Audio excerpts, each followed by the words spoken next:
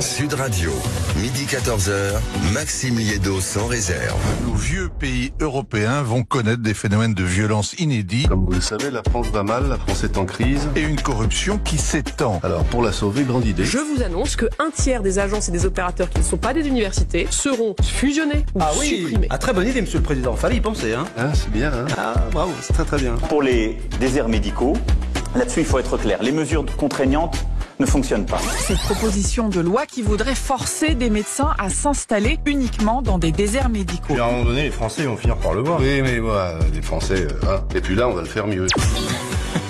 Bonjour à tous, ravi de vous retrouver sur Sud Radio entre midi et 14h. On va passer les déjeuners ensemble toute cette semaine, 2 heures pour débattre de l'actualité, discuter évidemment avec vous, surtout au 0826 300 300, les réseaux sociaux Sud Radio naturellement et l'application. J'attends vos réactions, vos commentaires et dès ce début de semaine, le programme est chargé. 13h, vous avez entendu les différents extraits à l'instant. La ministre des Comptes publics, Amélie de Montchalin, dit « Ça y est, l'État passe au régime ». Il était temps, parce qu'avec les chiffres de la dette, les chiffres de l'endettement, les différents chiffres du gaspillage public. 13h, Marc Toiti, vous connaissez sa voix, vous connaissez son franc-parler. Il sera l'invité de Sud Radio parce que c'est la question qu'on a envie de lui poser. Quand est-ce que l'État commence son régime? Vous avez vu, est-ce qu'il faut supprimer les 10% qui favorisent les retraités? Faut-il le retour de la taxe d'habitation? Vous avez vu, parce que pas d'impôt, mais le seul impôt qu'a réellement supprimé Emmanuel Macron, taxe d'habitation.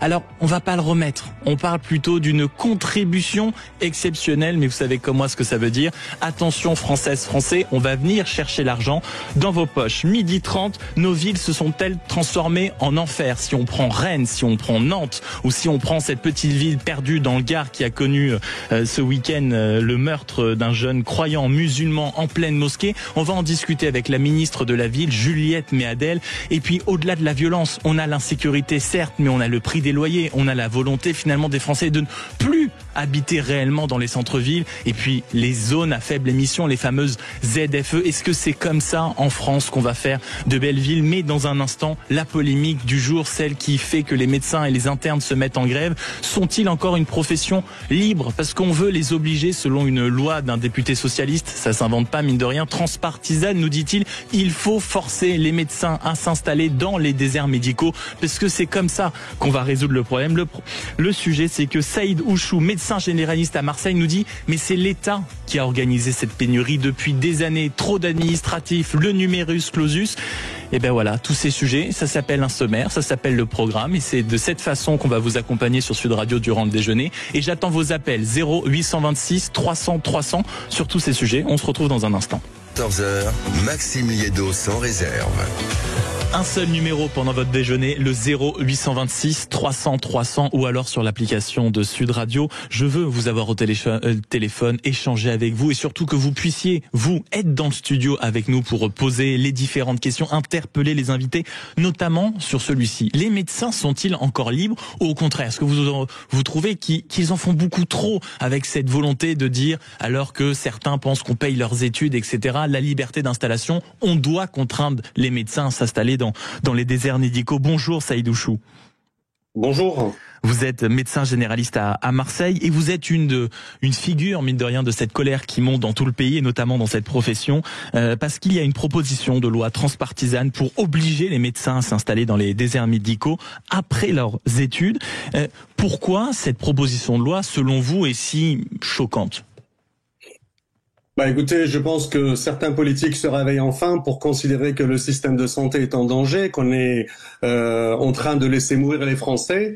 Bien sûr, je tiens à dire tout de suite que tous les médecins, tous les soignants et tous les internes et les étudiants, on pense tous à nos patients, on pense tous à la médecine, et quand on fait ce métier, c'est pour apporter du soin, c'est pour sauver des vies, c'est pour faire de notre mieux, et on nous sommes vraiment engagés pour les Français, pour soigner tout le monde. Aujourd'hui, on en est là. Pourquoi? Parce que il y a un abandon de la politique de santé pendant les 20 et les 30 dernières années. Donc pour vous, c'est d'une certaine manière l'État qui a organisé, on va dire, cette désertification massive sur tout le territoire. Oui, nous, on l'a vu venir parce que ça fait des années déjà qu'on tire le signal d'alarme. Ça fait longtemps qu'on dit que ça ne va pas aller. Aujourd'hui, donc, la loi Garot, elle apporte pas la solution, malheureusement. Encore une fois, on a des propositions. Il fallait, peut-être s'y mettre un peu plus tôt. Maintenant, on peut s'y mettre encore aujourd'hui. Il n'est pas trop tard. Mais Monsieur Garot, lui, il est en campagne électorale. Il s'adresse à son électorat. Ce qu'il veut, c'est se faire élire, mais il fait une politique en toute irresponsabilité. Tout le monde est convaincu que la régulation est un échec. La régulation de l'installation des médecins va être un échec. Un sondage pourquoi et docteur, expliquez-nous pourquoi. Parce que beaucoup de gens qui nous écoutent se disent peut-être assez naturellement, en fait, l'État paye les études des médecins, ils font un certain nombre d'études, et mine de rien, la médecine, je devrais pas le dire comme ça, mais c'est une pensée qui se généralise, c'est un service public. Donc en fait, ils le doivent un peu à la nation. Monsieur. Pardon, l'État ne paye pas les études de médecine. Les internes, les médecins, les internes rendent un service énorme. Un interne, il coûte à l'État 103 000 euros. Il rapporte, il économise 210 000 euros. Donc, quand un médecin travaille toute une nuit, un médecin fait une garde de nuit pour 150 euros, excusez-moi, je connais pas beaucoup d'endroits où on travaille toute la nuit pour 150 euros quand on a fait 10 années d'études. Donc, on coûte rien à l'État, il faut arrêter cette idée, mais la communication de Monsieur Garot est un peu plus forte et il arrive à faire passer des messages erronés. Donc nous, on est là justement pour rétablir la vérité, pour dire comment ça se passe. Les conditions de vie d'études des internes, elle est terrible. Bien sûr, avec les suicides, etc. Il y a des suicides, il y a 20% qui pensent au suicide. Aujourd'hui, un sondage montre que si la loi Garot passe, il y a 50% des médecins qui vont arrêter d'exercer.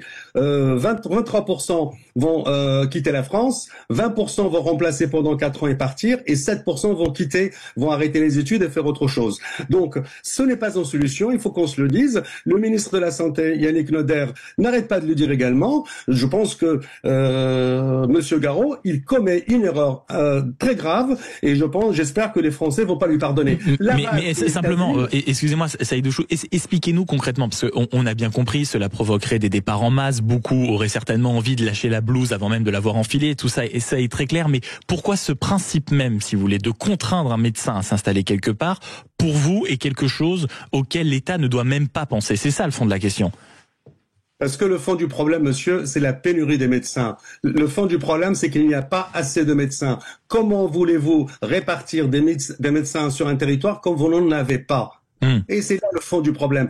La réponse au problème actuel, c'est de former plus de médecins. Il n'y a pas assez de médecins, donc il faut qu'on arrête de dire obliger les médecins d'aller dans des territoires, ces territoires qui sont abandonnés de tout le monde. Les médecins, ils vont y aller, mais il faut en former. On n'a pas de médecins. Donc c'est quoi? C'est la fin du numerus clausus, c'est le fait peut-être d'installer certaines universités de médecine ailleurs que uniquement dans les grandes métropoles? Écoutez, rendons ces territoires attractifs. Aujourd'hui, les médecins sont pas les seuls qui veulent pas aller dans ces territoires. Le transport, les écoles, les pharmacies, tout le monde quitte ces territoires et on veut obliger les médecins d'y aller. Rendant ces territoires attractifs, les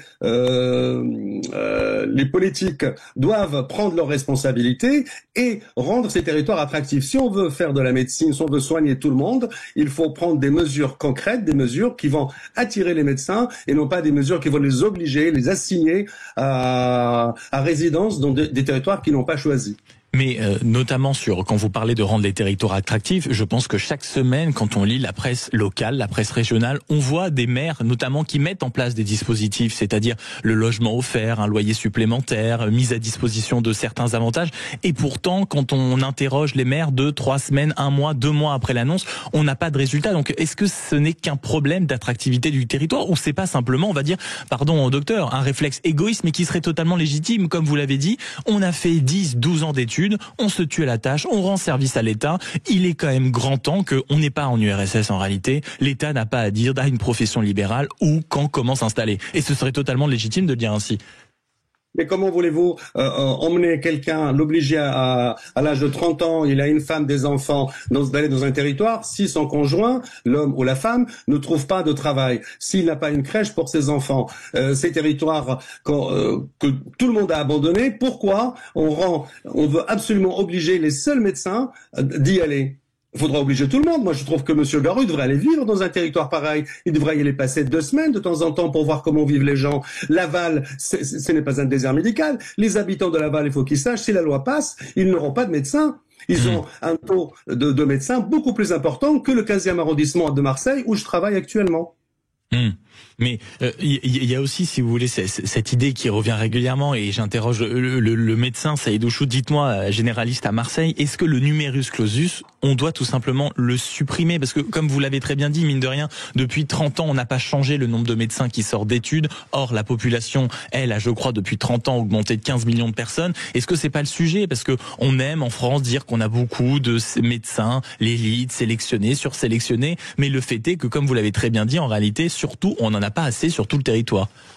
Je pense que ce numerus clausus est une erreur, ou du moins la façon dont on étrangle le passage, l'entrée en médecine, ne rend pas service à la population. Et c'est pas aux médecins de changer cette loi du numerus clausus. C'est pour ça que nous, je le dis encore, nous ne sommes pas responsables de ce qui se passe aujourd'hui. Les Français doivent tenir responsables tous les politiciens et toutes les politiques antérieures. Nous sommes prêts à aller à travailler. D'ailleurs, quand on avait besoin de nous, on n'a pas hésité à venir. On a été applaudis, mais aujourd'hui, ils veulent nous punir. Les mêmes personnes qui nous avaient applaudi aujourd'hui veulent nous punir. Ce n'est pas normal, ça. Mais le Premier ministre vous a quand même un peu entendu. Il a fait une sorte, il a fait du François Bayrou, c'est-à-dire qu'il a fait de l'extrême centre. Il a dit, alors attendez, pas de souci, je lève les mains, ne bougez pas.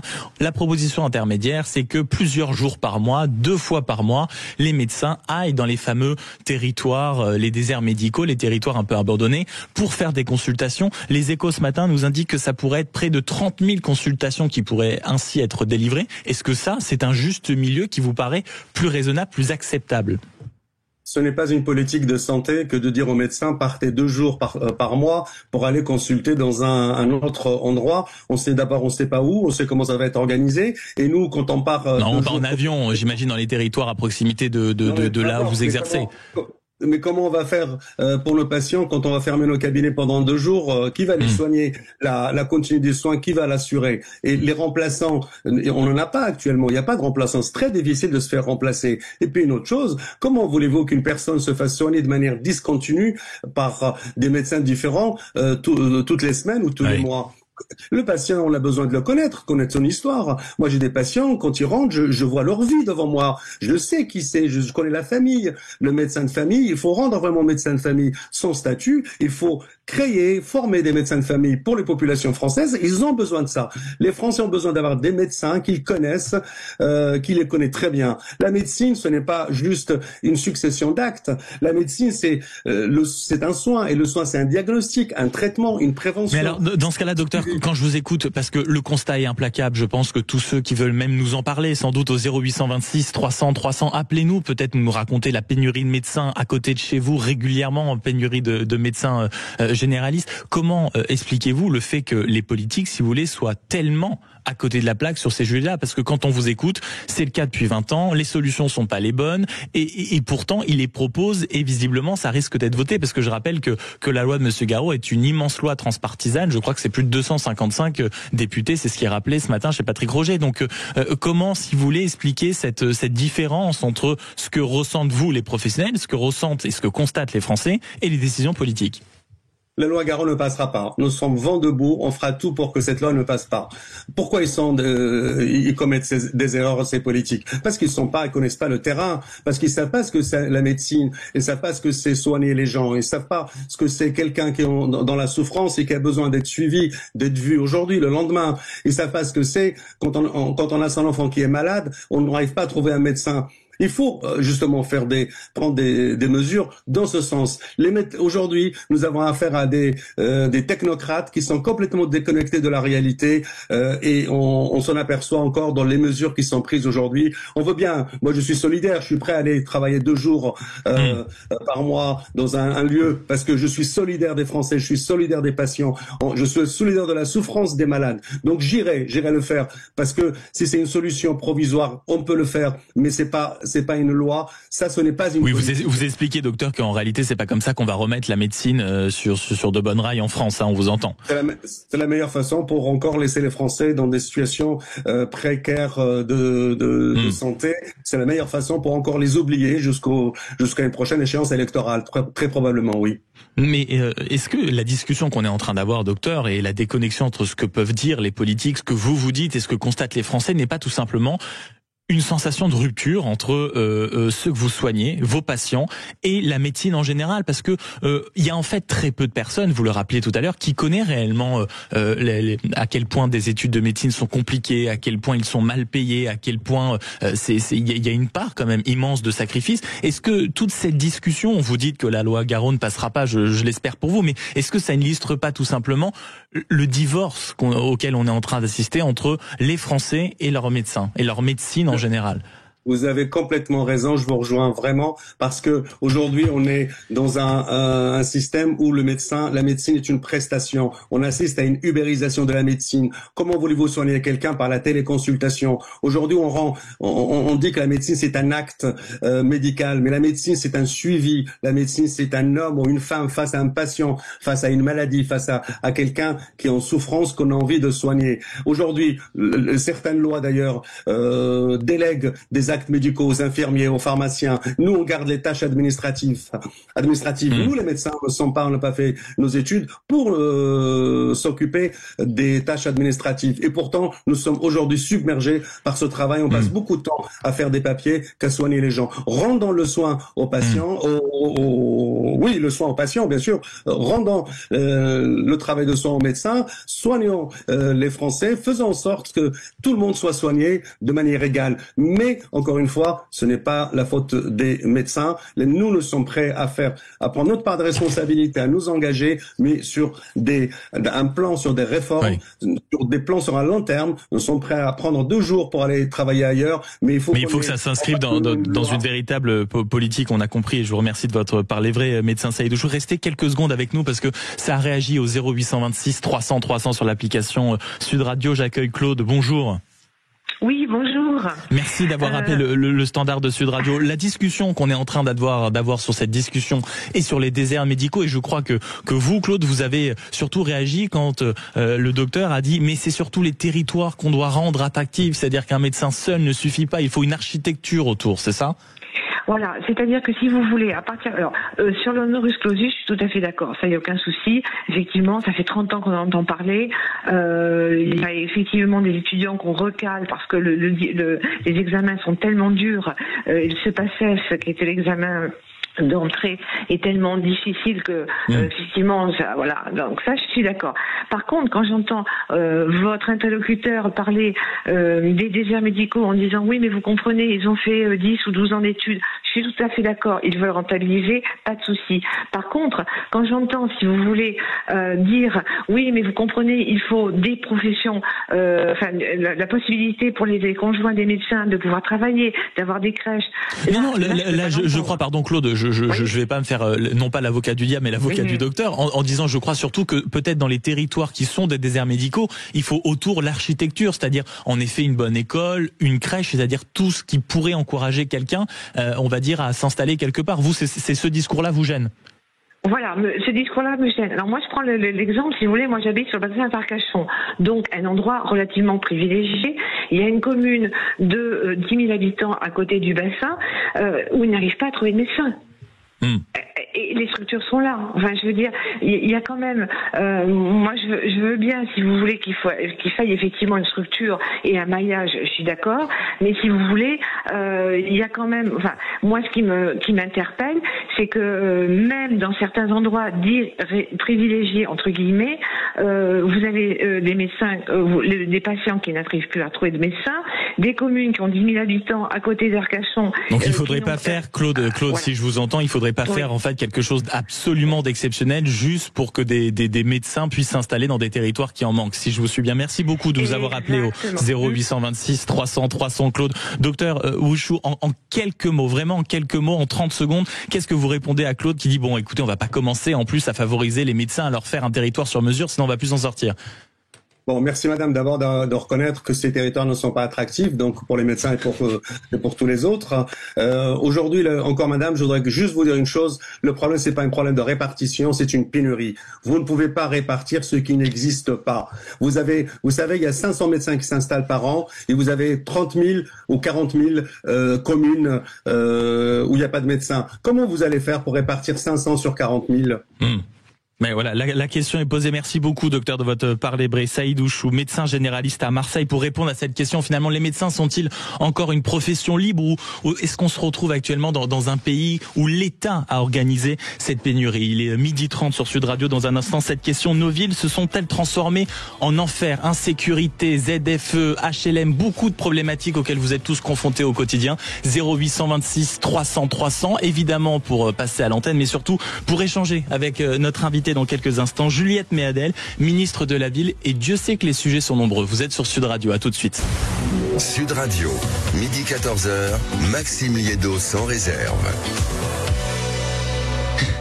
Bon, il y a de l'ambiance en studio. On taira les discussions qu'on a en coulisses. Vous êtes sur Sud Radio et appelez dès maintenant le 0826 300 300 pour vous joindre tout simplement à la discussion, l'application Sud Radio, les réseaux sociaux, bien sûr, pour interpeller certainement sur les nombreux sujets qu'on va évoquer ensemble la ministre de la Ville, Juliette Méadel. Bonjour. Bonjour. Merci beaucoup d'être avec nous et de prendre ce temps pour nous expliquer l'action que vous menez actuellement, les batailles nombreuses qui sont les vôtres et surtout, mine de rien, vous allez nous emmener avec vous parce que la ville est au cœur actuellement de toutes les actualités, que ce sont les nombreux drames, que ce soit l'insécurité, que ce soit les eaux à faible émission, les fameuses ZFE, que ce soit les trafics. Votre ministère est littéralement transversal, mais on est obligé de revenir sur ce qui se passe ces derniers jours. Rennes avec une fusillade, Nantes également avec ce drame, l'attaque au couteau dans un collège, et puis ce week-end, la Grande Combe avec le meurtre vendredi d'un jeune homme musulman avec d'une violence extrême, plus de 40 coups de couteau portés en pleine salle de la prière de la mosquée de la ville. Ce jeune homme s'appelait Aboubacar Cissé. Mine de rien, quand on regarde ce qui s'est passé ce week-end, est-ce une réalité triste peut-être, mais une réalité qu'on doit regarder en face? Être croyant, mine de rien, en France, peu importe la religion, aujourd'hui, est une circonstance aggravante pour vivre tranquillement, en paix dans notre pays. Je crois surtout que la religion est le prétexte à l'expression de toutes les haines, quelle que soit la religion, vous l'avez bien dit. Et il y a une montée de violence dans notre pays, il y a une intolérance qui monte de tous les côtés, dont la religion est aussi le prétexte. Ce que je veux dire ici, c'est d'abord vis-à-vis de la victime et vis-à-vis de ses proches, la solidarité de la ministre que je suis. J'ai toujours été extrêmement engagée contre toutes ces manifestations de xénophobie, donc solidarité à l'égard de la victime.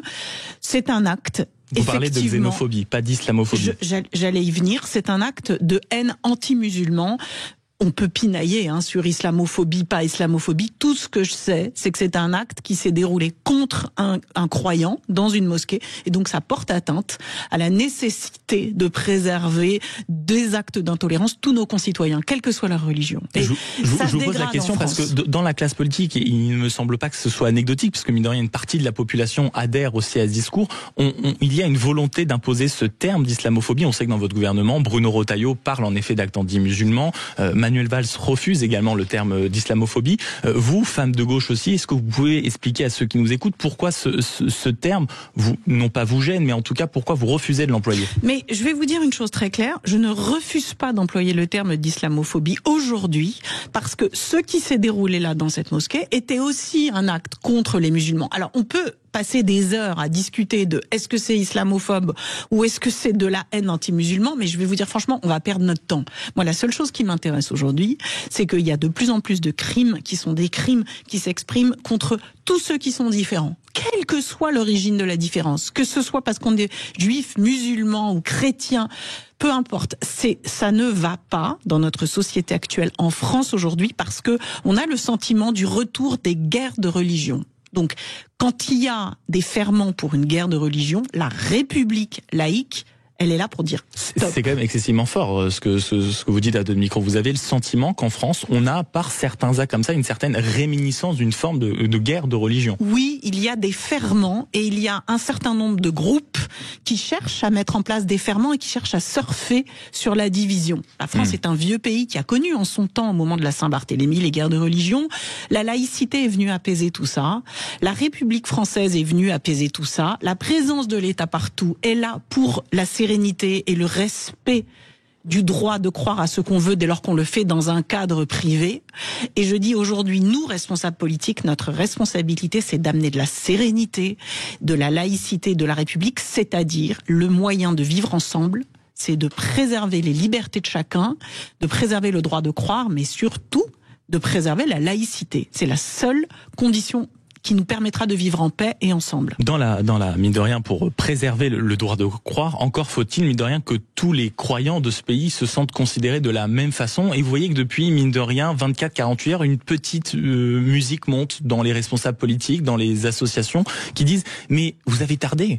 Vous avez tardé à réagir, Bruno Retailleau, lui qui a le tweet facile, et tous les gouvernements, même mine de rien, qui ont leur réaction à portée de main sur leur téléphone, ont mis un peu de temps à réagir. Est-ce qu'il n'y a pas là eu une erreur du gouvernement de prendre un peu trop de temps, contrairement peut-être à un acte antisémite ou à un acte antichrétien, de réagir sur ce crime-là? Je vais vous dire, moi je suis très sensible à tous ces actes de violence. Comme ancienne ministre des victimes d'attentats, je veux dire ici que la concurrence victimaire, c'est le ferment de la division et de la haine.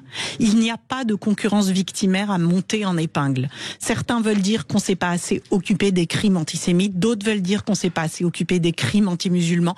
Moi, je dis une chose ici, toutes les victimes de la haine de l'autre et de la xénophobie doivent être soutenues, toutes, et il n'y a pas de hiérarchie entre les victimes. C'est ça le principe cardinal auquel je suis attachée comme femme politique engagée de gauche républicaine. Vous posez le débat qui a été également posé hier à l'occasion d'une marche blanche et d'un rassemblement d'une certaine manière qui avait lieu place de la République à Paris contre l'islamophobie en présence de Jean-Luc Mélenchon qui affirme, lui, que c'est l'islamophobie qui menace l'unité du pays. Jean-Luc Mélenchon fait partie de ceux qui instille les ferments et les graines de la discorde, comme s'il cherchait une forme de guerre des religions, comme s'il cherchait en réalité à diviser le pays. C'est un peu la stratégie du chaos auquel sont habitués quelques anciens trotskistes.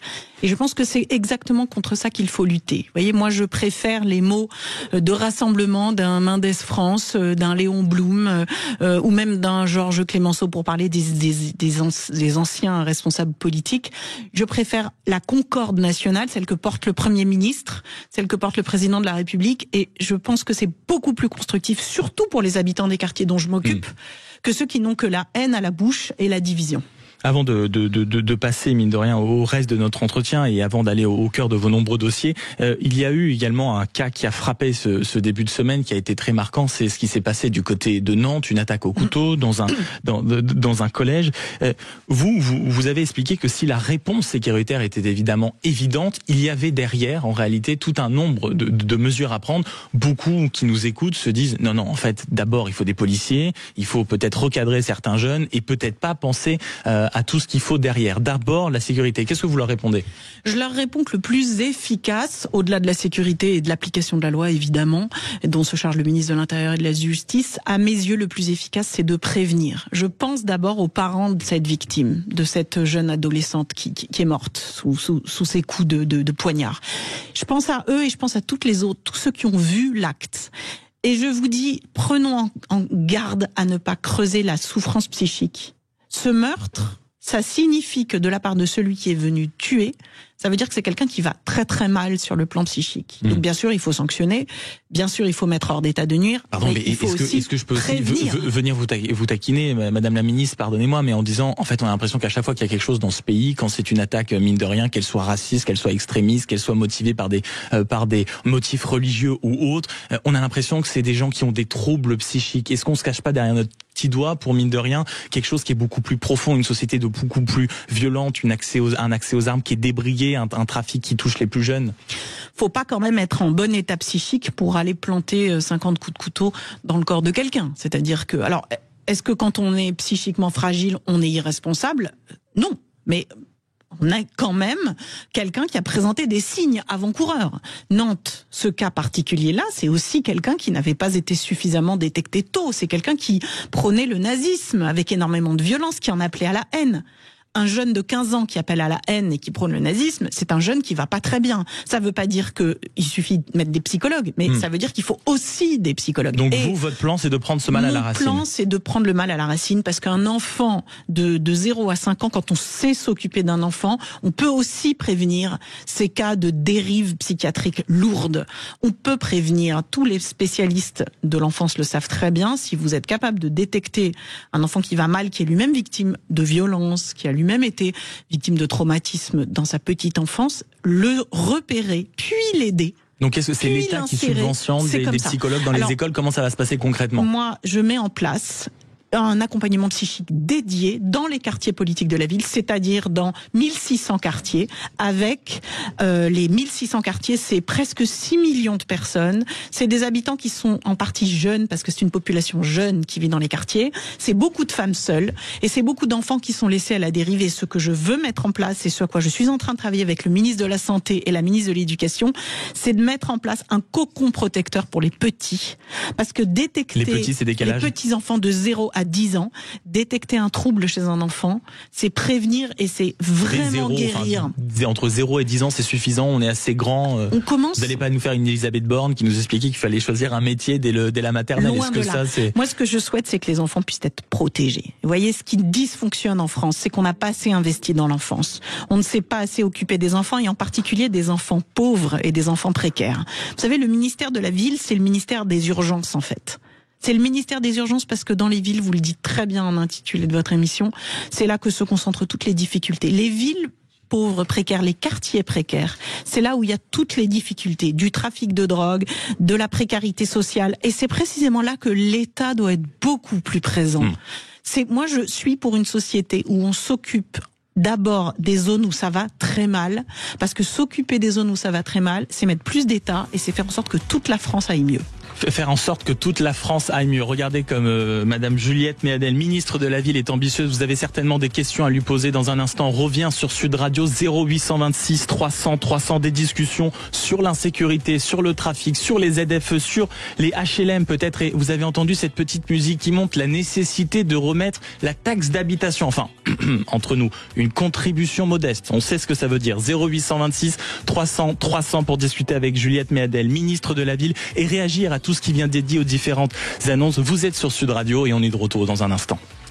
Sud Radio, midi 14h, Maxime Liédo sans réserve. Midi 47, on est encore pendant une quinzaine de minutes avec la ministre de la Ville, Juliette Méadel. Et c'est vrai que c'est un partenaire, c'est un ministère transversal, parce qu'on le disait, l'insécurité, le trafic, les HLM, beaucoup de questions sont en fait, et vous me le racontiez avant de venir, c'est en réalité le ministère des urgences. Il y en a eu une urgence la semaine passée à Rennes, où 4 hommes ont tenté à plusieurs reprises de tirer en réalité en plein milieu de la ville pour récupérer un point de deal, ce qui prouve, quand on dit Rennes, on pense pas toujours au narcotrafic. C'est là où vous disiez tout à l'heure que l'État doit être partout. L'État doit être partout. Et vous voyez, vous étiez à Rennes. J'étais à Rennes dans ce café où, en pleine journée, dans un endroit agréable, en pleine journée, il y a 2 tireurs qui sont venus pour un règlement de compte et ont essayé de tuer par des représailles 2 autres jeunes. J'ai discuté avec les victimes qui étaient présentes au moment des tirs. On est quand même dans un environnement vraiment tranquille, avec l'irruption de la violence de gangs, comme si vous étiez au fin fond de l'Amérique latine. Et là, c'est là que je vous dis qu'on a besoin d'État partout, et que c'est en particulier dans ces quartiers qu'il faut de l'État, il faut de la sécurité. Que me disent les habitants des quartiers? Qu'est-ce qu'ils m'ont dit, les habitants des quartiers à Rennes, là où j'étais?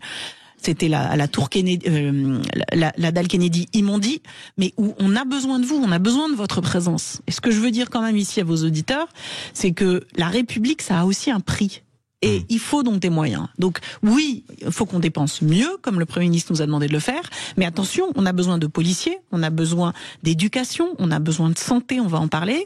Et moi, ministre de la Ville, je m'assure qu'il y ait de plus en plus de présence de l'État. C'est aussi pour ça que le président de la République... Donc l'État a un coût. L'État a un coût, et le président de la République, Emmanuel Macron, depuis 2017, augmente régulièrement les moyens dans les quartiers politiques de la ville. Et cette année, grâce au Premier ministre, j'ai réussi à préserver à peu près les ressources de ces quartiers. C'est très important, parce que si on veut qu'il y ait plus de sécurité et plus de sérénité dans notre pays, on ne peut pas tolérer qu'il y ait des zones de non-droit. Et donc vous mettez en garde d'une certaine manière le Premier ministre au moment où on se penche déjà, notamment dans vos ministères, sur les économies à faire. Attention, il y a des budgets à préserver parce que le ministère des Urgences, si on laisse tomber la ville, on laisse tomber le reste des dominos suisses, c'est ça ? C'est ça, et non, la politique de la ville, vous savez, c'est pas une politique chère, loin de là. C'est une responsabilité politique que j'ai qui consiste à veiller à ce qu'il y ait une présence en termes de sécurité, en termes de santé. J'investis moi-même dans la petite enfance, dans l'enfance, dans l'adolescence, en mettant en lien les acteurs. Et nous pouvons faire encore mieux. Mais sur le plan de la volonté de l'État, il faut bien montrer, y compris aux élus locaux qui sont mes partenaires, que nous ne laisserons pas tomber ces quartiers.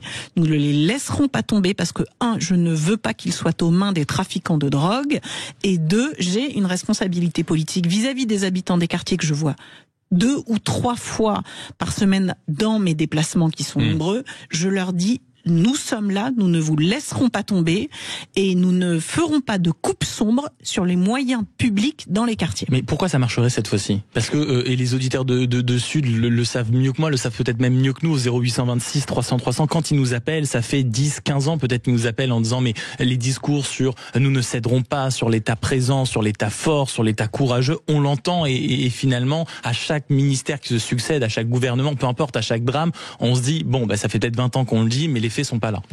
Oui, les faits sont pas là. Ce qu'on peut aussi dire, c'est que s'il n'y avait pas eu du tout de politique de la ville, ça aurait sans doute été pire. C'est la première chose. La deuxième, c'est que est-ce qu'on fait assez ? Non. Mais est-ce qu'on fait assez ? Non. Pourquoi on a voulu remettre un ministère de la ville et en particulier confier à une femme de gauche ?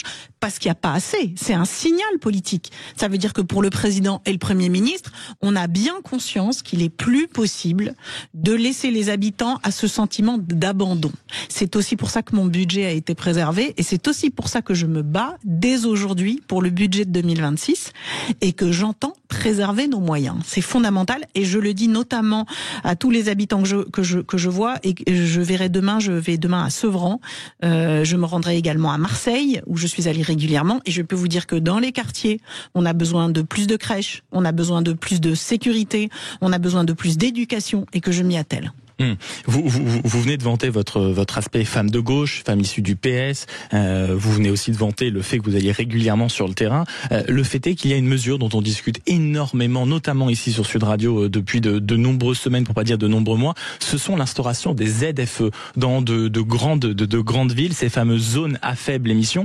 Comment une femme de gauche comme vous, habituée au terrain, visiblement avec une véritable préoccupation de ceux qui habitent ces grandes villes, peut être en accord avec une telle mesure qui, mine de rien, écarte des millions et des millions de Français de ce dispositif, de leur bagnole, et qui complexifie déjà mine de rien, des gens qui, avec une bagnole, c'est un besoin absolu pour aller travailler, et vous leur expliquez, bon, vous êtes mignons, les gueux, comme dirait Alexandre Jardin, faut aller ailleurs. Alors, j'ai dit à votre micro, chez Jean-Jacques Bourdin, au tout début de mon mandat, que je souhaitais qu'il y ait des exceptions pour les habitants des quartiers politiques de la ville qui travaillent, qui ont besoin de leur voiture pour aller travailler, et qui ne peuvent pas rentrer dans la capitale ou dans les capitales à cause des ZFE. Donc, je continue Mais vous l'avez dit à Agnès Pannier-Runacher ou pas ça ? Absolument. Elle partage d'ailleurs l'objectif. Elle est en train d'y travailler et je le maintiens et je le redis à votre micro. Les habitants des quartiers qui ont besoin de leur travail et qui ont besoin de leur voiture pour aller travailler et qui n'ont pas tous accès à des systèmes de transport public qui leur permettent d'y aller. Par exemple, quand vous habitez dans le Val d'Oise, que vous êtes à Sarcelles et que vous souhaitez aller travailler à Roissy, c'est pas possible d'être obligé de repasser par Paris en transport en commun. Donc il faut que vous puissiez vous déplacer. Il faut que vous puissiez aussi rentrer dans Paris simplement. Donc je souhaite qu'on travaille au maintien de ces exceptions. Mais quand vous dites exception, ce serait quoi ? C'est-à-dire que tous ceux qui travailleraient par exemple à l'intérieur de ces grands centres-villes, parce qu'on a l'impression de mettre des exceptions un peu partout, par exemple l'industrie automobile européen, c'est des exceptions, le périph' parisien, bon il y a des exceptions. Une exception sur les ZFE, ça serait quoi ? Est-ce que ce serait peut-être pas plus intelligent de le supprimer ? Moi, ce que je demande, c'est que pour les quartiers, il y en a 1600 en France, pour tous ceux qui risqueraient de subir une exclusion des centres urbains à cause des ZFE, pour des raisons qu'on peut comprendre par ailleurs. C'est vrai qu'il faut améliorer la qualité de l'air. Mais attention, sans exclure des millions de personnes. Attention, je ne souhaite pas, alors que les habitants des quartiers ont besoin de leur travail pour vivre, je ne souhaite pas qu'on en rajoute en termes de difficultés et que ce soit les plus fragiles qui payent l'addition. Dans on va dire les grands chantiers auxquels vous allez être confrontés dans les prochains temps, il y a celui du retour hypothétique, en tout cas c'est la petite musique qui monte, de la taxe d'habitation. Vous êtes la ministre déléguée de la ville auprès de François Rebsamen, qui gère l'aménagement du territoire, qui a à sa charge l'aménagement du territoire. Alors, on rappelle quand même que la taxe d'habitation, suppression par Emmanuel Macron, à chaque fois qu'on parle du bilan d'Emmanuel Macron, on dit quand même, en 2017, il a supprimé la taxe d'habitation, c'est extraordinaire. Et là, on parle alors non pas d'impôt, mais de contribution modeste sur le même système que la taxe d'habitation. Il se passe quoi ? Je pense qu'on a dit quand même globalement que on ne ferait pas peser de pression fiscale supplémentaire sur les Français. C'est ce qui est notamment ce qui a été dit par le Premier ministre. Donc pas d'impôt supplémentaire. Donc moi je suggère. Alors, quelle est la différence entre impôt et contribution modeste ? Oui, alors écoutez, entre impôt et taxe, on peut avoir un débat sémantique, mais on a quand même dit globalement que les prélèvements obligatoires n'augmenteraient pas. Moi je crois qu'il y a quand même des marges d'amélioration dans le fonctionnement des collectivités locales. D'ailleurs, François Rebsamen cet après-midi organise un séminaire de simplification pour réaliser un certain nombre d'économies. Moi, je propose qu'on le laisse aller au bout de l'exercice et qu'on voit de quelle manière on pourrait éviter de faire augmenter la taxe d'habitation pour respecter donc vous êtes fondamentalement le bilan du contre président cette de la idée République. Quand même. Je suis pas très favorable à l'idée d'augmenter les impôts quand on avait aussi engrangé les bénéfices grâce au président de la République, de la suppression de l'ATH, la taxe d'habitation. Dernier sujet, vous êtes une femme de gauche, issue plutôt du PS. J'aimerais vous faire écouter, mine de rien, certains bruits, parce que je crois que c'est comme ça qu'on peut les qualifier. Je préviens les auditeurs de Sud Radio, attention aux oreilles.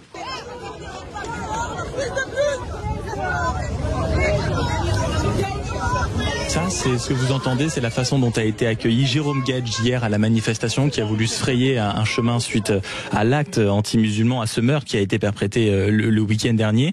PS, qui, on le sait, connaît beaucoup de tensions actuellement avec la France insoumise. Le congrès a lieu dans quelques semaines. Comment la femme de gauche regarde ça ?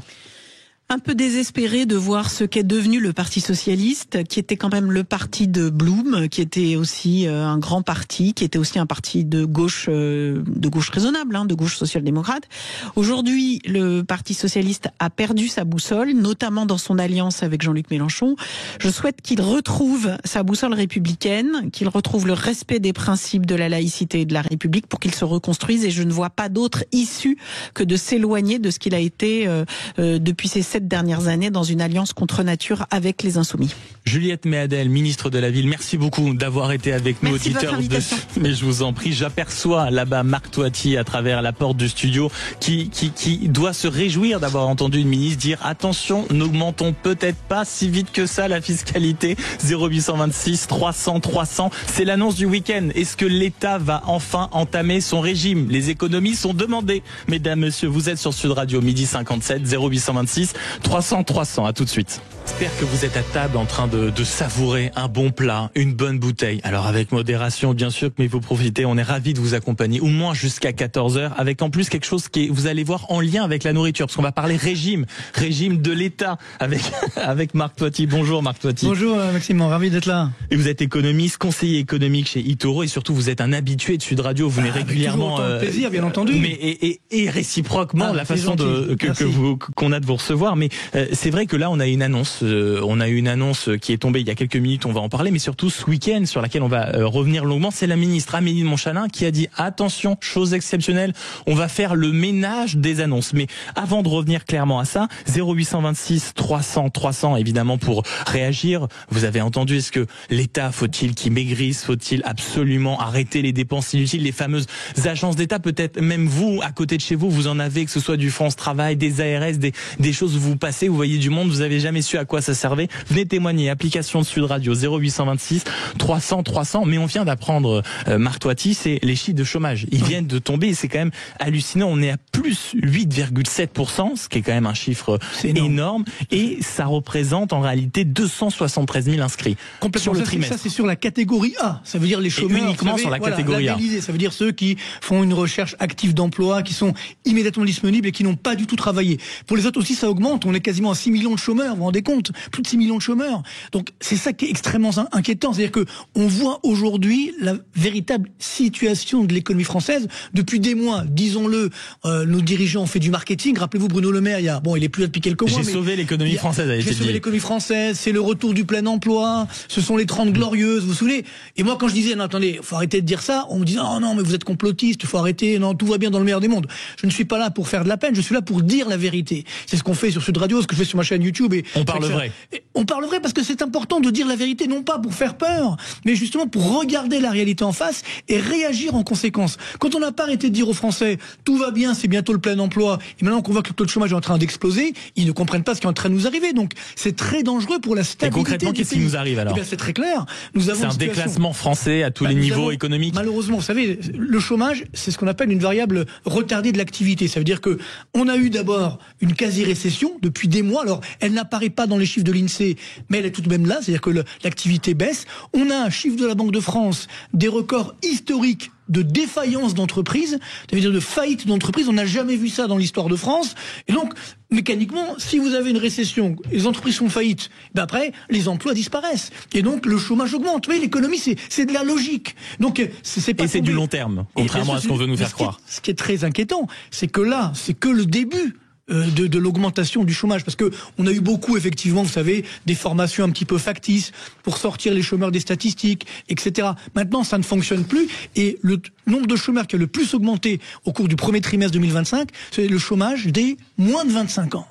Et là, on est à quasiment 21% de taux de chômage des moins de 25 ans. Ce qui est colossal. C'est énorme. Et ça, encore une fois, catégorie A. C'est-à-dire que si pour tous les chômeurs, on est à 30% de taux de chômage des moins de 25 ans. Mais chez les plus jeunes, enfin, c'est dramatique. On parlait des cités HLM tout à l'heure. Là, je veux dire, moi, j'en suis issu. Moi, je viens des cités HLM d'Orly. Je le dis toujours parce que des fois, on n'imagine pas. On pense que je suis comme ça. Je suis né avec une cuillère dans la main, cuillère en or dans la main. Pas du tout. J'ai réussi à gravir les échelons avec beaucoup de peine, mais tant mieux, mais globalement, c'est la méritocratie à la française, ce qu'on visiblement ne retrouve pas dans les quasiment 21% de chômeurs de moins de 25 ans. Moins de 25 ans, mais dans les cités HLM, on est à quasiment 60% de taux de chômage des moins de 25 ans. Je sais pas si vous vous rendez compte ce que ça veut dire. C'est-à-dire que c'est quoi l'avenir? Moi, à mon époque, il y avait quand même un petit peu d'avenir, on pouvait s'en sortir. Aujourd'hui, c'est quoi l'avenir? C'est des aides, c'est du deal, c'est ça qui est très dangereux. On a un problème de stabilité sociale et sociétale en France, et la clé, c'est l'économie. Je sais qu'on n'a pas de culture économique en France. Alors on essaye d'améliorer ça, mais ça prend du temps. Mais la base, elle est là. Comme vous avez effectivement aujourd'hui en France, parce que disons les faits, nous sommes le pays le plus taxé au monde. Il n'y a pas un pays au monde où il y a plus de taxes et d'impôts par rapport à notre PIB. Numéro 1 du monde. Nous sommes le pays où il y a le plus de dépenses publiques par rapport à notre richesse. Numéro 1 également du monde.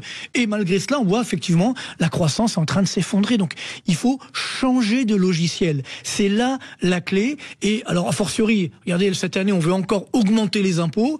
On nous sort je crois c'était ce matin ou hier. Oui, on va peut-être regarder. Alors, on va pas remettre la taxe d'habitation. Mais la contribution modeste. Voilà, une petite contribution modeste.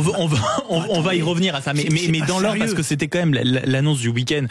Parmi ça, beaucoup de sujets en ce moment arrivent sur la table pour soi-disant trouver des économies. On a le sacro-saint chiffre de 40 milliards et j'aimerais d'abord votre lumière sur un sujet que je ne comprends pas. Vous êtes là pour nous et même pour ceux, une fois plus, pour les auditeurs qui veulent échanger, dialoguer avec nous. Marc Toiti qui est avec nous, 0826 300 300. La ministre Montchalin dit ça y est, on va enfin faire le tri dans les échanges. Alors trois éléments. D'abord, elle nous dit ça sera ou supprimé ou fusionné. Vous allez nous dire si c'est la même chose, première question. Deuxième question, alors que ça représente à peu près, je crois, le budget de toutes les agences d'État, elles sont 434, je crois, ça représente 80 milliards. Elle nous dit on va pouvoir réussir à trouver 2-3 milliards. Comment elle calcule ça?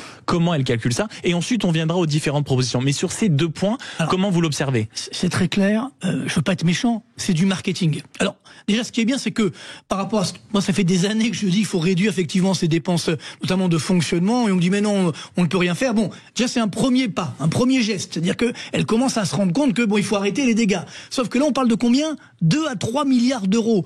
Quand vous prenez, parce que là, c'est quelques agences, quand vous prenez tout ce qu'on appelle les ODAC. Les ODAC, c'est quoi? ODAC, organismes divers d'administration centrale.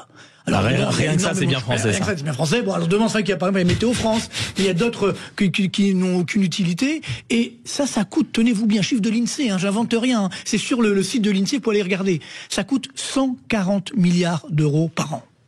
140 milliards. Et nous, on est en train de faire croire qu'on va se dépecer pour chercher 40 milliards, on est d'accord? Non, mais c'est bien sûr, mais là, même si, encore une fois, même si on fusionne quelques agences, dans le meilleur des cas, ça va ramener 2 à 3 milliards. On a besoin de 40 milliards. Donc évidemment, on est très très loin du compte. Donc il faut changer de logiciel, pas faire du saupoudrage ici ou là. Donc ce qui veut donc dire là, en fait, quand la ministre dit on va aller un tiers de toutes ces agences ou supprimer ou fusionner, pour vous, c'est pas assez? Si on enlève un tiers, c'est pas 2-3 milliards, c'est beaucoup plus. Donc il y a un problème dans le chiffrage. Oui, ou déjà. alors on enlève celle qui coûte rien. C'est ce que je veux dire. Donc ça reste du marketing. C'est là où ça colle pas. C'est-à-dire que aujourd'hui, il faut repenser complètement. Il y a qu'à lire le rapport de la Cour des comptes. Vous voyez, c'est tous les ans, ça fait des années que la Cour des comptes dit justement, elle fait simplement son boulot, mais elle va pas jusqu'au bout, puisqu'à la fin elle dit bon, tout va mal, mais c'est pas grave, je valide quand même les comptes. Elle devrait dire, bah écoutez, je suis désolé, il y a trop de gaspillage. Je vais donner un chiffre très simple, parce que souvent on me dit, oui, en France, ce qui augmente, on peut pas baisser la dépense publique parce que ce sont des dépenses sociales. C'est vrai que les dépenses sociales, c'est à peu près 42% de nos dépenses publiques. Donc c'est beaucoup. C'est énorme. C'est énorme. Mais c'est trop. Admettons, sans aller jusque-là, quel est le deuxième poste? Et ça, personne n'en parle. Le deuxième poste des dépenses publiques, tenez-vous bien, ce sont les dépenses de fonctionnement. C'est-à-dire les salaires, les frais de bouche, voilà, les régimes, etc.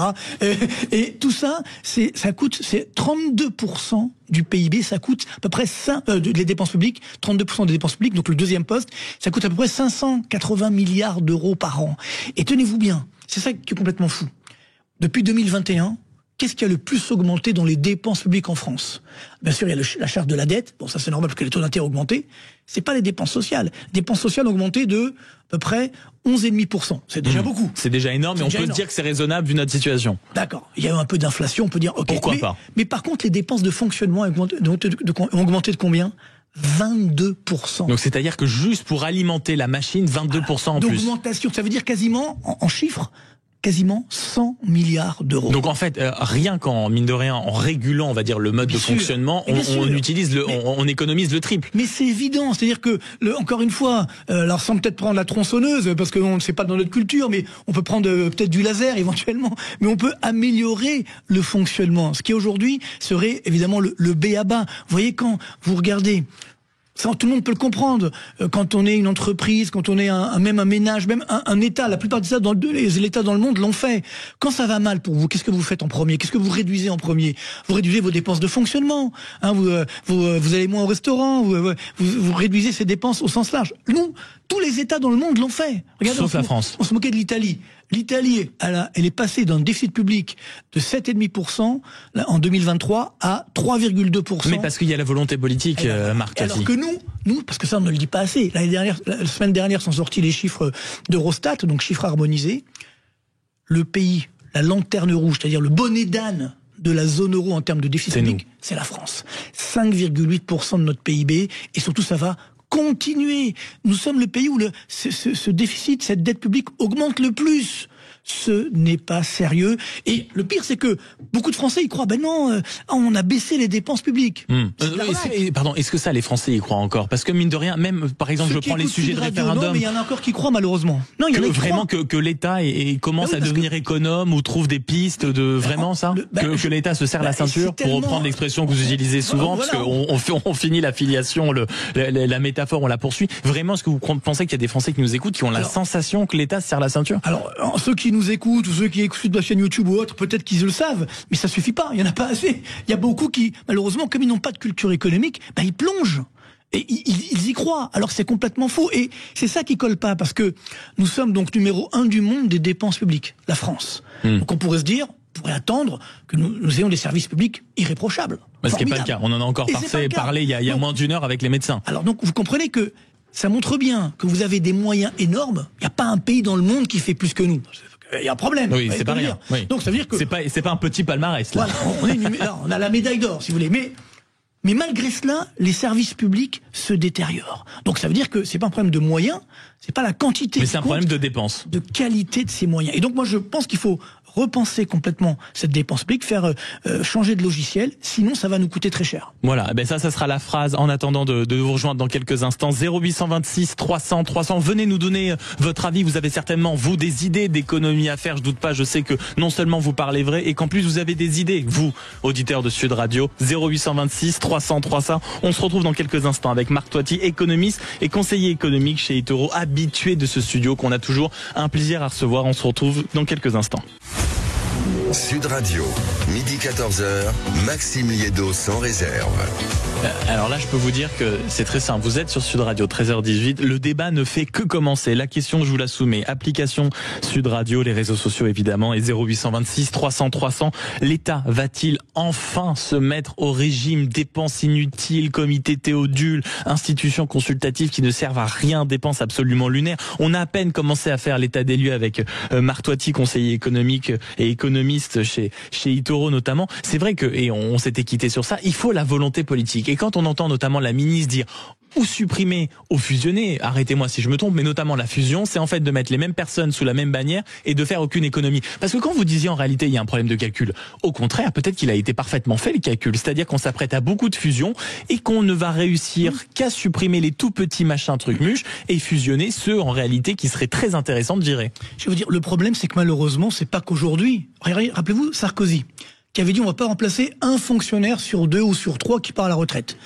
Vous avez vérifié vous derrière? Non seulement on l'a remplacé, mais on a augmenté le nombre effectivement d'agents de la fonction publique, qui a plus augmenté que dans le secteur privé, qui a même plus augmenté que la population française. Donc, donc c'est absolument lunaire. C'est une arnaque, c'est-à-dire, c'est la fameuse phrase, hein, les promesses n'engagent que ceux qui les croient. Et donc le drame aujourd'hui, il est là, c'est que on fait du marketing, mais derrière, ne s'est pas suivi des faits. Et attention, je ne parle pas effectivement des fonctionnaires qui bossent tous les jours difficilement, etc.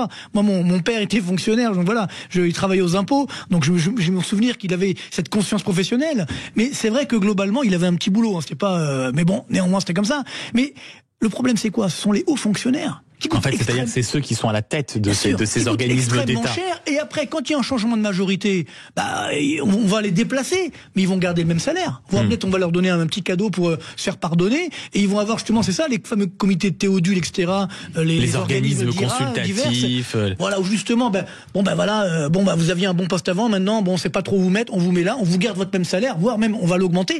Donc c'est ça qu'il faut prendre conscience. D'autant que justement, parce que vous savez qu'on peut pas licencier les fonctionnaires, parce que justement ils ont l'emploi à vie. Le fameux job à vie, ouais, bien sûr. Mais par contre, quand ils partent à la retraite, évidemment, là il faut repenser. Et encore une fois, il faut pas faire de chasse aux fonctionnaires. Vous voyez, moi j'aime pas cette culture de l'idée classe. Alors un jour il faut faire une chasse aux retraités, c'est à cause des retraités, c'est à cause des fonctionnaires. On va en parler dans quelques instants, des idées qui sortent du chapeau. Voilà, non mais ce qu'il faut c'est simplement du bon sens.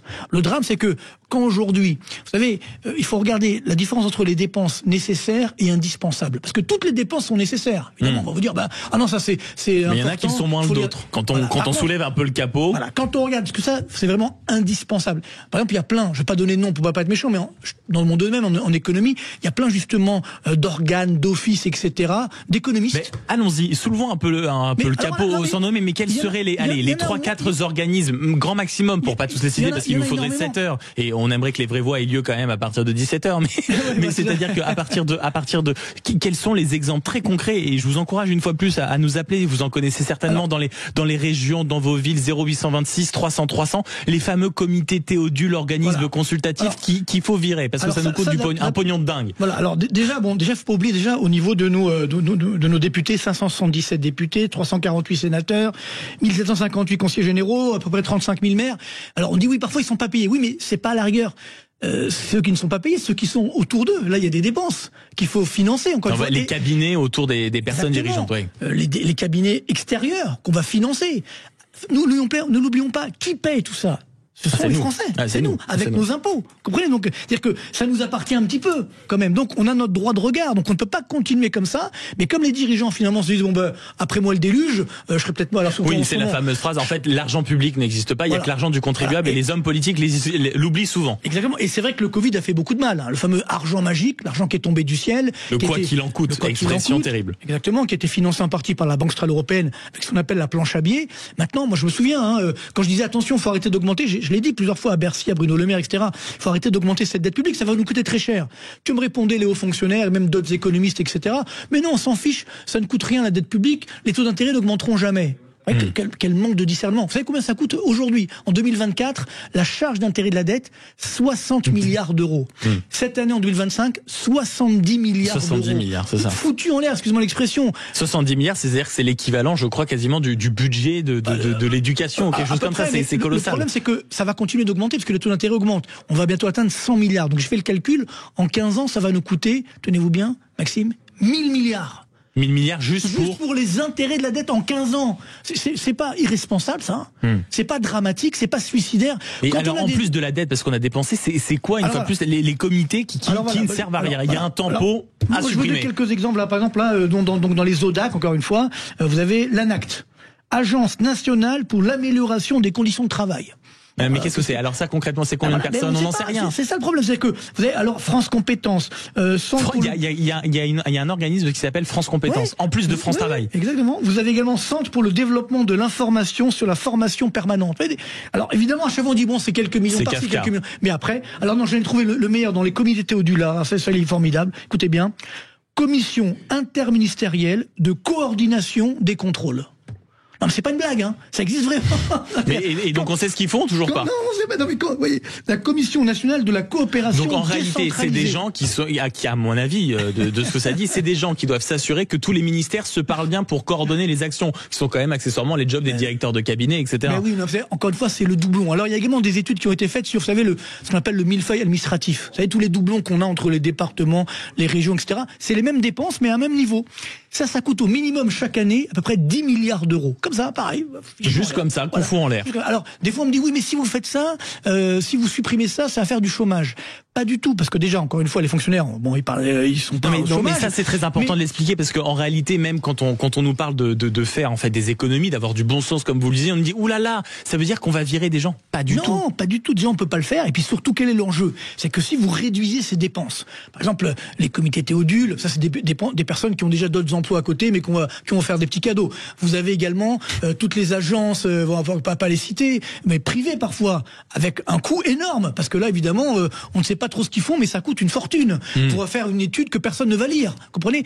Encore une fois, ce sont les Français qui payent. Donc là, si vous réduisez tout ça, si vous réduisez cette dépense publique, moi j'ai fait des simulations, on peut réduire facilement de 50 milliards d'euros sans que personne ne voit rien. C'est que ça n'a pas de coût social. C'est quand même pas rassurant, si vous voulez, sur à quel point de l'argent gravite de façon absolument colossale sans que personne n'en ait le contrôle. Mais comment expliquer que même l'État, parce que plusieurs fois il y a même eu des commissions, même les députés sont dans l'incapacité de vous dire concrètement, en fait là quand on dit les 434 agences d'État, combien ça coûte, 80 milliards, 77 milliards, parce que personne n'en sait rien. Mais je vais vous dire, en fait, c'est un système quasiment mafieux au sommet de l'État pour dissimuler tout ça. Non, ça je suis pas d'accord, ça parce qu'on ne veut pas savoir. Mais les chiffres sont là. Oui, mais donc c'est encore pire. Mais les chiffres, j'invente rien. Ces chiffres-là, ils sont sur le site de l'INSEE.fr. J'invite à tous ceux à le regarder. C'est au niveau des dépenses publiques, justement, compte public. On a la chance d'avoir un pays encore libre, si vous voulez, où il y a la liberté de l'information. Tout est dans le encore. Donc évidemment, ces informations, elles sont disponibles. Mais comme on n'a pas de culture économique, on va pas les voir. Moi, c'est pour ça que je le fais. Toi, j'ai fait ma chaîne YouTube, donc qui marche très bien. Je suis à presque 230 000 abonnés, parce que justement, les Français veulent savoir. On ne leur dit pas les choses. Vous comprenez? La phrase de quelqu'un qui exerce sur cette radio, les Français veulent savoir, je confirme. Mais je termine juste par rapport au chômage. Si vous baissez ces dépenses publiques, vous allez pouvoir, tenez-vous bien, baisser les impôts. Et si vous baissez les impôts, vous allez relancer la croissance. Vous allez créer des emplois. Et vous remettez de la souplesse dans la machine. Voilà, des vrais emplois, encore une fois. Vous voyez, ce que veulent les Français, c'est pas des aides, en veux-tu, en voilà. Ce qu'ils veulent, c'est des vrais emplois, c'est de l'activité, c'est qu'on les laisse tranquilles. Ce que disait Pompidou, il faut arrêter d'emmerder les Français. Arrêtons d'emmerder les Français, absolument. L'enjeu aujourd'hui, il est là, et toutes ces dépenses, effectivement, qui ne servent pas à grand-chose, il faut les financer avec nos impôts. Et c'est ça qui est dramatique, c'est que personne, justement, n'a le courage. C'est-à-dire qu'en fait, on dépense un système qu'on ne maîtrise pas. C'est ça qui est quand même assez extraordinaire. Notre discussion fait réagir Marc Toiti, 0826 300 300. Vous êtes sur Sud Radio et Daniel nous appelle de Bordeaux. Bonjour Daniel. Oui, bonjour. Merci beaucoup de nous appeler. Le thème de ce débat actuellement, c'est-à-dire quel régime faut-il appliquer à l'État, parce que Dieu sait que son fonctionnement, on va dire, est proche d'un fonctionnement qui est en réalité celui d'un État obèse, absolument gavé par l'argent public. Vous, comment vous voulez participer à ce débat? Vous avez des idées? Vous voulez nous interroger? Vous avez posé une question à Marc Toiti, dites-nous. Oui, d'abord, je veux vous dire que il n'y a pas que l'État qui est en cause, hein. À l'ensemble du secteur public, donc l'État, mais les collectivités, bien sûr, qui ont beaucoup augmenté leurs dépenses, les organismes sociaux, etc. Et là, il n'y a pas que l'État qui est en cause. Et après, moi, j'ai une question à poser à Marc Toiti, parce que ça fait le fait que la dépense publique, il y a énormément de gaspillage, et ça fait longtemps qu'on le dit, et de partout. La question est, depuis 50 ans, comment fait-on pour réduire la dépense publique sans que le chômage augmente? On a mis en place des quantités de dépenses publiques qui servent à rien pour masquer le chômage, ou pour masquer les conséquences sociales. On en est toujours là depuis 50 ans, et moi j'entends des critiques sur les dépenses sociales, mais j'entends pas sur quelle manière de faire pour réduire le chômage. En tout cas, ne pas l'augmenter, ce qui serait déjà pas mal. Donc vous demandez, Daniel, si j'ai bien compris, à Marc Toiti une sorte de notice assez rapide sur comment, en fait, quand un ministre, admettons, vous devez faire une petite note à un ministre qui la trouve sur son bureau, comment assez rapidement on réduit ses dépenses sociales inutiles. Non, la question, c'est que je veux dire, c'est-à-dire sans augmenter le chômage. Sans augmenter le chômage. C'était le débat à l'instant. Tout à l'heure, c'est qu'effectivement, si vous réduisez ces dépenses, vous allez réduire également les impôts, donc relancer l'activité économique.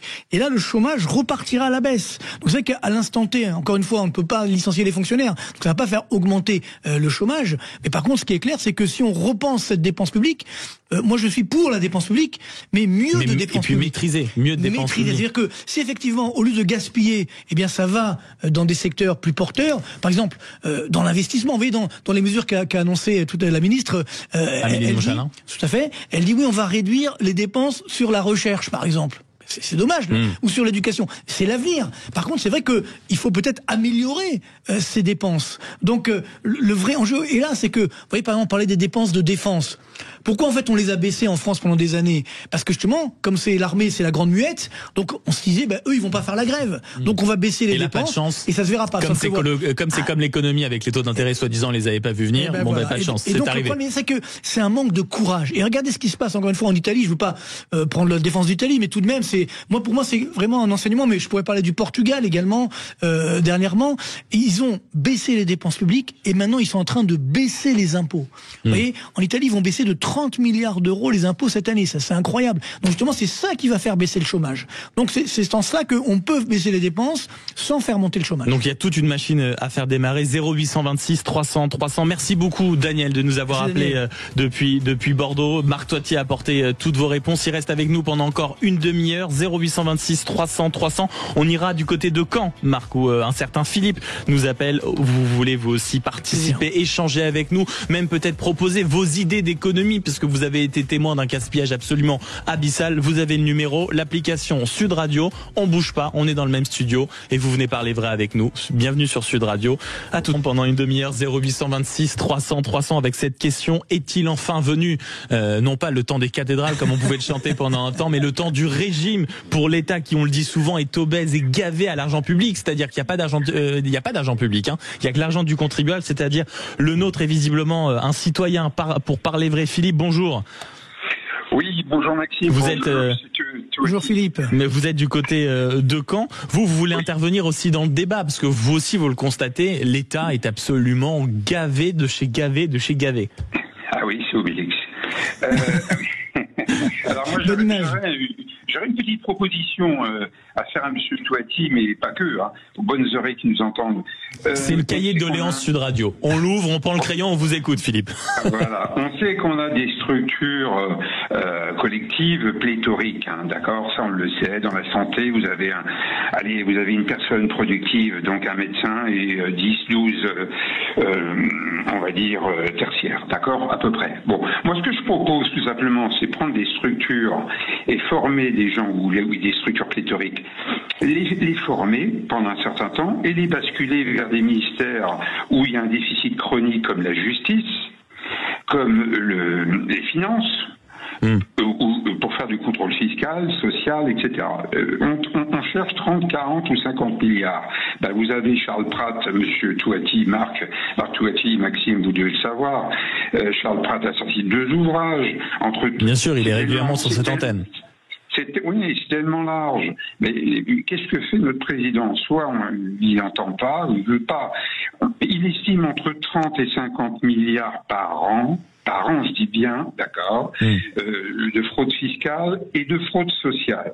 Tout ça, pourquoi? Parce que je vous rappelle qu'on est 68 millions de Français, on a 75 millions de cartes vitales qui se baladent dans la nature. Alors là, il y a un problème. Donc en fait, ce que vous dites... Oui, allez-y Philippe, finissez. Vous avez aussi à prendre en compte l'IA. L'IA qui arrive comme un bulldozer et qui va faire des ravages dans le privé, c'est un autre sujet, mais dans le public. Et encore, les chefs d'entreprise, vous le savez bien Marc, freinent des cas de fer pour pas mettre l'IA en route parce que ça marche. Alors qu'est-ce qu'on va faire? Et Madame de Montchalin qui a reçu sa ministre, la ministre, là, je pense qu'elle doit prendre en photo Monsieur Rebsamen, parce que je vous rappelle quand même que Monsieur Rebsamen, il a posé son tablier, il a démissionné sous Hollande et il a fait un bras d'honneur. Alors, c'est pas sérieux. Mais donc si on vous écoute, si on l'intérêt et surtout peut-être la priorité, mais d'ailleurs la ministre aussi l'a dit dans le Parisien dimanche dernier, c'est surtout quand on veut récupérer de l'argent, la fraude peut-être encore avant même. Est-ce que c'est suffisant? Elle dit ça peut nous rapporter l'année dernière, en tout cas ça nous a rapporté 13 milliards, l'équivalent du ministère de la Justice. Est-ce que ça c'est envisageable en effet, enfin cibler la fraude, est-ce que ça nous rapporte suffisamment? Bien sûr, Philippe l'a bien dit. Alors après on peut discuter sur le chiffrage effectivement, mais c'est sûr qu'avec l'IA aujourd'hui c'est assez rapide, mais après c'est toujours pareil, il faut une volonté politique. On parlait notamment sur les dépenses sociales, effectivement ce nombre de cartes vitales qui est quand même assez surprenant. On n'en parle pas, on ne veut pas effectivement froisser. Donc c'est ça qui aujourd'hui est particulièrement coûteux. Et moi, ce que je dis, avant justement de baisser certaines dépenses sociales, bien sûr, il faudra améliorer les dépenses sociales. Mais voilà, commençons par le commencement. Les dépenses de fonctionnement, le ministère administratif, la fraude évidemment, la fraude fiscale, la fraude sociale. Y mettre fin, ça va être compliqué. Mais encore une fois, vous savez, pourquoi est-ce qu'il y a de la fraude fiscale? Parce qu'on a trop d'impôts. Si vous réduisez, regardez aux États-Unis, il y a très peu de fraude fiscale. Non, mais là, quand c'est l'arnaque aux cartes vitales, etc., c'est encore autre chose. C'est pareil. C'est parce qu'en fait, aux États-Unis, vous faites ça, c'est du pénal. C'est-à-dire que globalement, c'est un crime, vous comprenez? Donc là aujourd'hui, ok, on va vous arrêter. Vous avez une fausse carte vitale. On va dire bon merci monsieur, ne le refaites plus, soyez gentil. Puis ils vont recommencer derrière. Donc c'est ça le problème. Pareil, le bon sens. On est dans le bon sens et aussi une sorte, je dirais, d'impunité. Ça, on a oublié à tous les niveaux, pas que évidemment au niveau économique. Mais c'est clair qu'il faut commencer par le commencement. Mais pour ce faire, il faut un vrai courage politique jusqu'au sommet de l'État que nous n'avons pas. Disons-le. Et tout à l'heure, quand Maxime vous disiez, oui, effectivement, pourquoi on n'arrive pas à baisser les dépenses publiques? Parce que les dirigeants, justement, qui doivent prendre les décisions, ils ont bénéficié de ces dépenses publiques. Donc c'est comme si ils se coupaient un bras entre guillemets, mais sauf que on les a. C'est les drogués qui doivent prendre des dispositions pour arrêter le trafic. C'est compliqué. Justement pour ça, ils sont là pour prendre les bonnes décisions. Comme tout à l'heure je parlais de la dette publique, quand tous ces hauts fonctionnaires etc. m'ont dit non vous inquiétez pas, les taux d'intérêt n'augmenteront jamais. Comment on peut nous dire une telle bêtise? C'est une telle ineptie, bien sûr. C'était évident. Donc mais on est dans l'aveuglement collectif et c'est là où c'est dangereux, c'est que comme justement les Français n'ont pas de culture économique, les dirigeants français en profitent. Parce que moi pendant longtemps je me suis dit mais pourquoi on développe pas la culture économique? En fait, parce que les dirigeants en profitent de ce manque de culture économique. Et c'est un faux cercle vertueux, en tout cas un cercle entre intérêts. Et globalement, on dit on peut pas toucher, etc. Donc bravo Philippe, excellente idée, j'ai envie de dire, mais on pourra le faire, mais tant qu'on n'a pas la volonté politique, moi je l'ai souvent dit, je pense que tant qu'on n'a pas touché le fond de la piscine, on n'a pas compris ce qui nous arrive. C'est-à-dire que globalement, on est en train de couler, mais on est persuadé qu'on va avoir un moment où on va respirer. C'est le Titanic, l'orchestre qui joue de la musique alors que le bateau est en train de couler. Donc on se dit non, finalement, ça va, c'est pas si mal que ça. Donc, mais voilà, heureusement, de plus en plus de Français commencent à comprendre que c'est grave, et je pense qu'on finira par réagir, mais je pense qu'il faudra quand même malheureusement passer encore du temps et par la case noyade totale. Voilà, vraiment crash, où là on comprendra la gravité de la situation. Merci beaucoup Philippe de nous avoir appelé depuis Caen 0820 0826 300 300. Bon, l'État, là, visiblement, dans ces dernières semaines, a été créatif, parce qu'on pose différentes solutions sur la table, et c'est aussi pour ça que vous êtes là, Marc Toiti. Ces premières solutions, on l'a esquissé, c'est le retour de la taxe d'habitation. Évidemment qu'on n'appelle pas ça ainsi. On dit une contribution modeste, alors que on rappelle que Éric Lombard en tête, ministre de l'économie, Amélie de Montchalin, ministre des comptes publics, on dit attention, si on fait tous ces projets qu'on lance, ce sera sans augmentation d'impôts. Et la ministre de la ville, Juliette Méadel, qui était notre invitée tout à l'heure sur Sud Radio, a dit quand même je suis pas favorable. Donc comment expliquer encore aujourd'hui que c'est quoi? Est-ce que c'est pas non plus une question de génération politique? François Rebsamen, sans lui faire insulte, on va dire habitué du paysage politique, peut-être éléphant du Parti socialiste. Est-ce que ce n'est pas aussi un réflexe de vieux socialistes? Non mais, disons le mot, c'est un véritable scandale. Nous sommes encore une fois le pays où il y a le plus d'impôts et de taxes par rapport à notre richesse. Et que pensent nos dirigeants? Parce que c'est ce qu'ils pensent au fond d'eux. Encore augmenter. Non, on va encore augmenter. Mais ce n'est pas sérieux. On ne peut pas continuer comme ça. Mais surtout, est-ce que c'est la taxe d'habitation? Rappelez-nous combien ça rapportait, pourquoi on l'a supprimé. Le problème, c'est que finalement, on l'a supprimé justement notamment pour les Français, locataires notamment, mais également propriétaires. Mais les propriétaires, on a transféré sur la taxe foncière. Donc la taxe foncière qui a justement beaucoup plus augmenté. Et donc finalement, ça a corrigé. Donc aujourd'hui, c'est le Français moyen qui va payer effectivement si on met encore une contribution. La semaine dernière, rappelez-vous, c'était sur les retraités. Quand on dit effectivement on va supprimer l'abattement de 10% sur les retraités, ça équivaut à quoi? Une augmentation des impôts finalement. Donc vous voyez, on essaye de trouver, comme évidemment on a promis qu'on n'allait pas augmenter les impôts, alors on essaye de trouver un subterfuge. Et ma crainte, c'est que vous allez voir, dans quelques semaines, on va nous dire finalement, tiens, il y a beaucoup d'épargne en France. Mais pourquoi pas en prendre vous dites ça a déjà été un peu, certains députés y pensent, ou certains politiques y ont déjà pensé. Oui, mais ils l'ont pas encore fait, parce qu'ils n'osent pas. Mais ça va arriver. Donc moi je dis non. Je dis ça, pour moi, c'est un véritable scandale, un scandale d'État. Commençons d'abord par réduire la dépense publique. Arrêtons de faire payer les Français. Les Français, ça fait des décennies qu'ils se serrent la ceinture. Donc maintenant, c'est à l'État et la puissance publique globale à se serrer la ceinture. Ce n'est pas effectivement aux Français qui ont déjà été mis à contribution de trop nombreux points. 0826 300 300. Faites comme Claude du côté de Perpignan. Bonjour Claude. Oui, bonjour à toute l'équipe, et je voudrais dire, c'est toujours rafraîchissant d'entendre Marc Toiti. Mais bien sûr, mais c'est pour ça qu'on a besoin d'une heure avec lui. Oui, je suis 1000% d'accord avec ce qu'il a dit, et moi je voudrais revenir sur le fait qu'il faut vraiment affirmer que de manière indolore, on peut réduire le nombre global des agents travaillant pour l'État ou les collectivités en utilisant les départs en retraite. Vous avez rappelé que Sarkozy en avait parlé, mais qu'il ne l'avait pas fait. François Fillon avait pour programme de faire petit à petit, dans la durée, réduire de 500 000 emplois l'emploi public. Et je veux dire que ça, ils étaient sur la même ligne, en fait. Alors, en revanche, moi, je voudrais souligner quand même que dans la période qui a suivi, c'est-à-dire que du temps de François Hollande, il faut se rappeler quand même que sous l'impulsion du sénateur Vallini, on a expliqué que la fusion des régions allait faire des économies de 5 à 10%. Oui, on a bien vu comment ça a terminé. On a vu. Et alors, l'autre problème sur lequel il faut regarder un peu, moi je me souviens quand Emmanuel Macron est arrivé et qu'il a puisé sa force politique dans les gens qui, avant, travaillaient à l'extérieur ou dans le privé.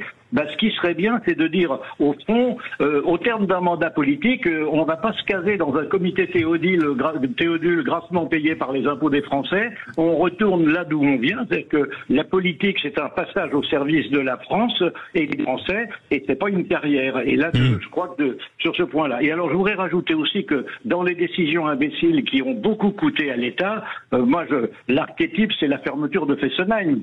Bien sûr, le nombre de projets publics dans lesquels on investit est content pire. Coûté aux Français, je veux dire. Et aujourd'hui, on est encore en train de financer les énergies renouvelables dont on n'a plus besoin. Ça, je veux dire que il y a on en parlera demain à 13h. Voilà. Claude. Merci beaucoup. Ça sera. Vous pouvez. Alors préparez déjà le téléphone 0826 300 300. Vous pouvez. Vous allez pouvoir nous rappeler demain, parce que on se dit aussi qu'avec les débats actuellement au Parlement sur la politique énergétique, on a quand même besoin, un peu comme sur les dépenses de l'État, d'y voir clair. Merci beaucoup Claude de nous avoir appelé au 0826 300 300. C'est juste ce qu'il dit aussi, c'est-à-dire que les politiques, c'est ce que vous disiez un peu tout à l'heure, si vous voulez, sur le fonctionnement dont ils ont bénéficié, entretiennent un système finalement dans lequel ils évoluent, et l'idée que la politique n'est qu'un passage, en réalité, n'est pas dans la tête de nos dirigeants du tout. Il faut être très honnête, Claude l'a dit d'ailleurs, le seul, à ma connaissance, moi j'ai 30 ans de métier maintenant, mais le seul qui a vraiment osé s'en prendre justement à cette sphère publique, à réduire la dépense publique, c'était François Fillon. Et comme par hasard, on n'a pas été élu. Voilà, on n'a pas laissé faire. Donc c'est ça le vrai enjeu aujourd'hui. Et finalement, il a été remplacé par donc Emmanuel Macron entre guillemets, qui lui est un haut fonctionnaire, inspecteur des finances, donc évidemment, et il n'a pas envie de baisser la dépense publique. Hein, c'est clair.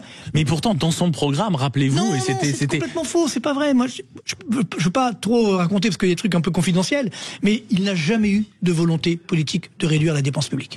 Voilà. Ça, je peux vous. C'est-à-dire qu'en fait, c'était seulement une affirmation parce que ça faisait bien, mais c'était pas le fond. François Bayrou vous a dit là, quand il a présenté son budget, oui, on va faire des économies. Mais par contre, les dépenses publiques, c'est les chiffres du budget, ont augmenté de 4,6%.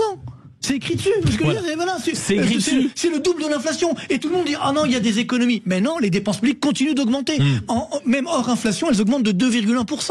Donc ça montre bien que même quand on vous dit on réduit les dépenses, c'est faux. Voilà. En fait, elles augmentent moins que ce qui était prévu, mais elles augmentent quand même. Donc pour ça, il faut une vraie volonté politique. Et même encore aujourd'hui, j'en vois pas des politiques qui ont peut-être les moyens. On a encore un quart d'heure pour la trouver, Marc. Toi, la volonté, la volonté politique. Encore une fois, il faut aujourd'hui que nous ayons des dirigeants qui veulent être présidents ou autres, qui disent voilà, moi je vais m'engager à réduire la dépense publique et également sans toucher également, je dirais, au niveau de vie des Français, parce que c'est ça qui inquiète les Français. On peut baisser la dépense publique sans toucher au niveau de vie des Français. C'est le parler vrai de Marc Toiti que vous entendez uniquement sur Sud Radio. On a encore un quart d'heure ensemble, 0826 300 300, justement pour venir aussi alimenter ce débat, échanger avec nous, application de Sud Radio et Standard. On se retrouve dans quelques instants. Sud Radio, midi 14h, Maxime Liédo sans réserve. Allez, dernière ligne droite, c'est l'équivalent du dessert pour ceux qui sont actuellement au déjeuner. On est toujours avec Marc. On n'a pas été servi. Qu'est-ce qui se passe ? Ça arrive, c'est la surprise, c'est le buffet, parce qu'en fait, il est tellement immense ici à Sud Radio que quand on sort du studio, c'est toute une préparation. Économiste Marc Toiti, conseiller économique chez eToro, et on fait le tour avec vous de ces annonces visiblement, parce que ça y est, l'État se réveille enfin. Il faudrait trouver 40 milliards et la discussion en antenne est quand même très intéressante. Et je vous invite à nous rejoindre 0826 300 300 au standard ou sur l'application Sud Radio. C'est la conscience. Tout d'un coup, les gens, de plus en plus, depuis combien de temps vous l'estimez, ont conscience, ça y est, que l'État est obèse, que le gaspillage est absolument omniprésent, et le nombre de comités, organismes, sections à droite, à gauche, qui ne servent, mais alors, à rien de chez rien. Non, mais c'est ça qui est rassurant, c'est que ça fait 30 ans de métier, mais c'est vrai que depuis une dizaine d'années, j'ai vu quand même une sorte de basculement. Alors, il y a eu la période Covid, où là, on était dans un autre monde, on a cru que l'argent magique tombait du ciel, etc. Puis là, on se rend compte des erreurs. Rendez-vous compte quand même, la dette publique française a augmenté de quasiment 1000 milliards d'euros depuis 2019. 1000 milliards d'euros. Et sur la même période, le PIB français a augmenté de 550 milliards. C'est-à-dire, il manque 450 milliards. C'est que si j'augmente ma dette et que mon PIB, ma richesse, augmente comme ma dette, on dit, bon, allez, au diable l'avarice. Mais ce n'est pas le cas. Donc, il y a du gaspillage clair. Regardez l'année dernière sur le déficit public, on l'évoquait tout à l'heure, où la France est donc le plus mauvais pays de la zone euro. Par rapport à la prévision initiale de Bercy, de Monsieur Le Maire, à l'époque, il manque 100 milliards.